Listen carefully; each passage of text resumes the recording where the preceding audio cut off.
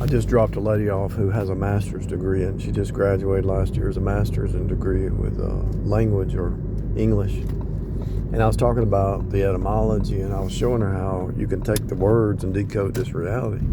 And I was saying, no matter what it is, math, engineering, trees, cars, you have to use words to describe everything. So words are the root of this reality.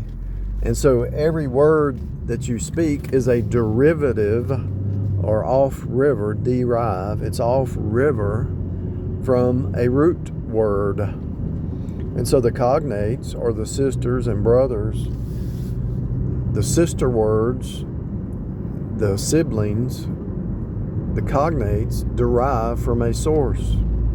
And if you take the word source and you break it into parts, it's S, which is integration. O-U-R is our, us, our, we are, our. There's the word hour right there, time. So what is time? It's us. We're the ones that are being changed to our new destiny. So S is integrating us, O-U-R, back into what? C-E. C is agape, E is spirit. The letter C is agape, which is love. E is spirit. Love in the spirit, which is what? Walking in the spirit. And so source is the source, and we are derivatives from source, and God is using the turning machine as the world turns to turn us back to source and to get us to think like source and to learn to walk in agape and walk in the spirit, which is love and truth. And so when you walk in the spirit, you're tied to source.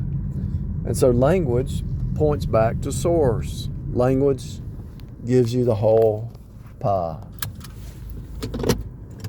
And I couldn't tell her all that because it's more, what I'm speaking is spiritual.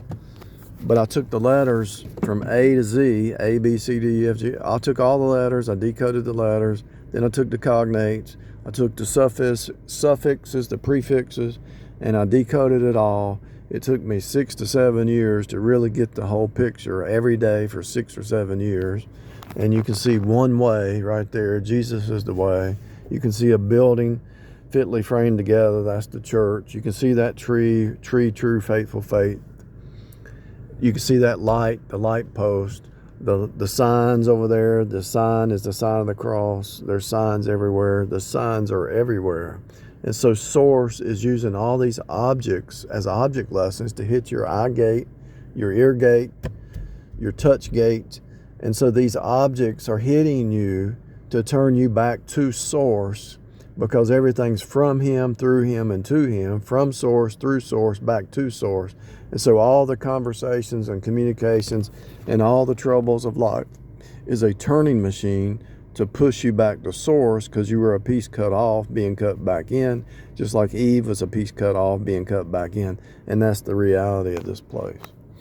And so if you take source, you derive it, you get everything else.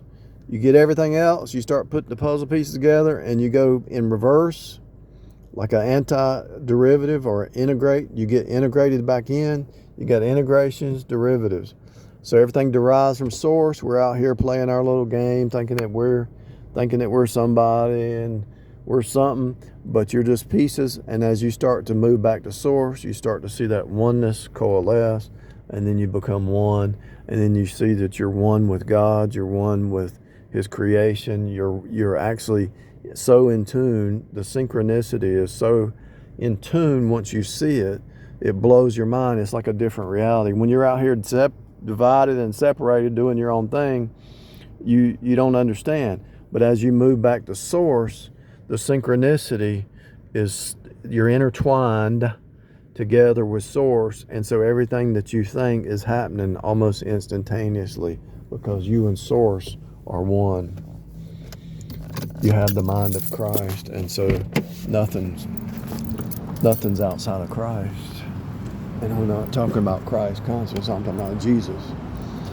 So nothing's outside of Christ. The consciousness of Christ was a good word, but it's the real Jesus. Is not some kind of man-made theology. the living word, you know. Everything's connected in Christ.